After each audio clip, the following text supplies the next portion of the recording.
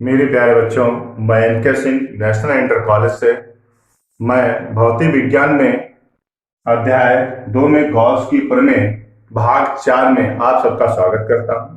आज जो तुम्हें डेरिवेशन मिलेंगी बहुत ही इंपॉर्टेंट होंगी, जो कि बोर्ड एग्जाम में 4 नंबर के आसपास या 5 नंबर की आती हैं और बहुत ही सावधानी से आपको समझना है। मेरे प्यारे बच्चों, आज जो डेरिवेशन है वो देखिए। एक समान रूप से आवेशित गोली कोष के कारण वैद्युत तीव्रता ज्ञात करनी है। गोली कोष पर दो प्रकार से वैद्युत तीव्रताएं ज्ञात होती हैं, मतलब दो त्रिज्याएं ज्ञात होती हैं। एक होती है गोली कोष के बाहर होती है, और जैसे एक जो होती है ये ऐसे, ये गोली कोष है बेटा हमारा, और इसके बाहर ये ऐसे बाहर बाहर ये गोली कोष है। गोली कोष के ऐसे बिल्कुल बाहर गोल एक और पर ऐसे खींच दिया जाता है। गोली कोष के बाहर क्या होगा, किसी भी बिंदु पर, चाहे यहां पे ज्ञात कर लीजिए चाहे यहां पर, किसी भी बिंदु पर आपको वैद्युत क्षेत्र ज्ञात करना होता है। अब गोली कोष क्या होता है, ये आपने एक गोली कोष लिया, गोला ले लिया, इसको हम बोलते हैं बेटा बॉल, गेंद जानते हैं। एक गेंद ले लीजिए और उसको ऐसे रख लीजिए, मतलब उसके चारों ओर एक ऐसे गोला खींचे। तो एक तुम्हारे पास ये गोली कोष है, इसकी जो त्रिज्या है वो कैपिटल आर है, और गोली कोष पर धन आवेश है।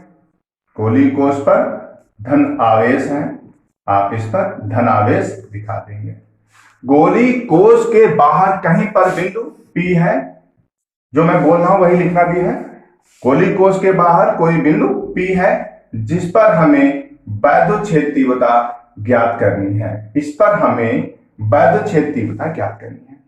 जब बाहर बिंदु है और ये तुम्हारा क्या है, सेंटर पॉइंट O है। O से R दूरी पर, कितनी दूरी पर, R दूरी पर बिंदु P है जिस पर हमें वैद्युत क्षेत्र तीव्रता ज्ञात करनी है। पर यहां पर गॉसियन जो पृष्ठीय क्षेत्रफल होगा वो dA आप रखकर दिखा देंगे। अब बच्चों जो फिगर बना है इसके हिसाब से ही पॉइंट लिखे हैं, आपको समझना है। माना एक कैपिटल आर का एक गोली कोष है, एक गोली कोष है जिस पर धन आवेश Q है। गोली कोष के कारण गोली कोष के केंद्र O से R दूरी पर कोई बाह्य बिंदु P है जिसकी हमें वैद्युत क्षेत्र तीव्रता ज्ञात करनी है।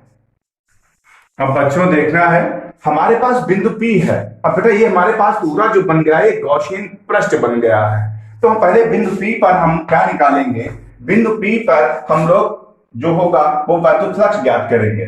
तो यहां पर बिंदु P के वैद्युत फ्लक्स और वैद्युत फ्लक्स का फार्मूला आपके पास क्या होता है, देखिए बेटा, फाई, ये आपने पढ़ा है, phi equal to E A cos theta होता है। क्या होता है, E A cos थीटा होता है।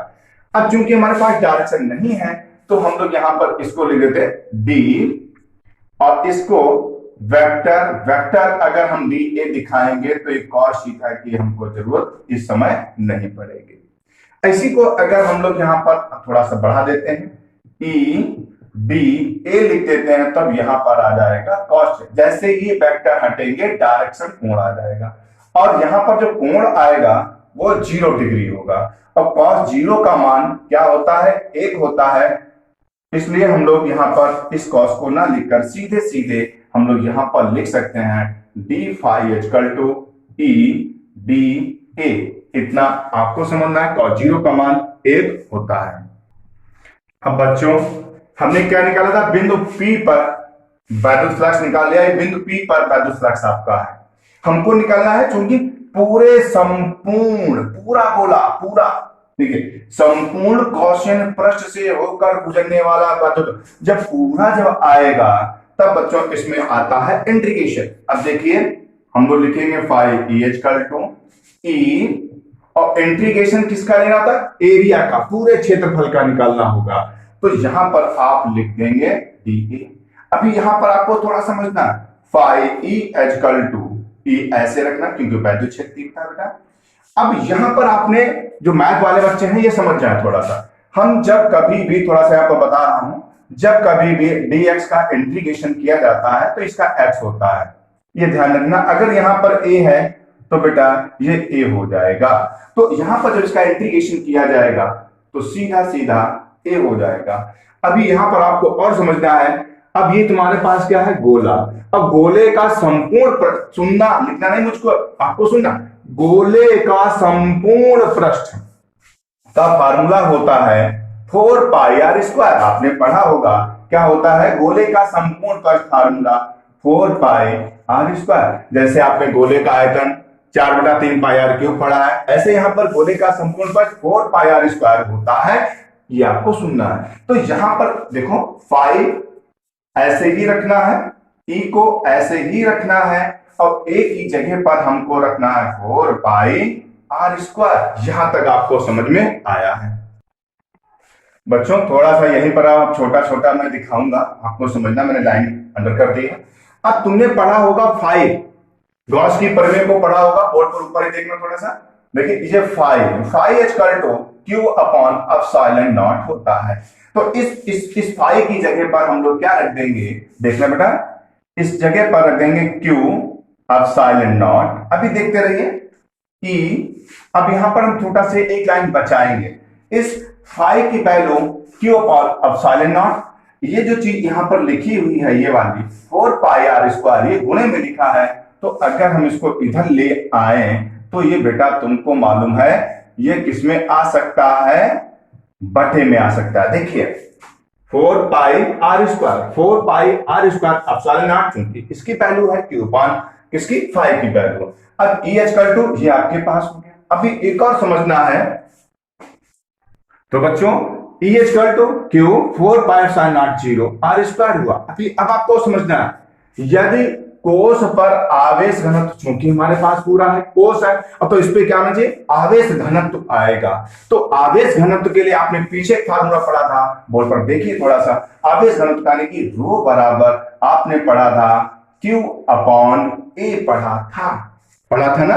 अब देखिए मैं यहां पर इसी पॉइंट को ही अभी आपको समझना है, डबल टिक वाले को ही।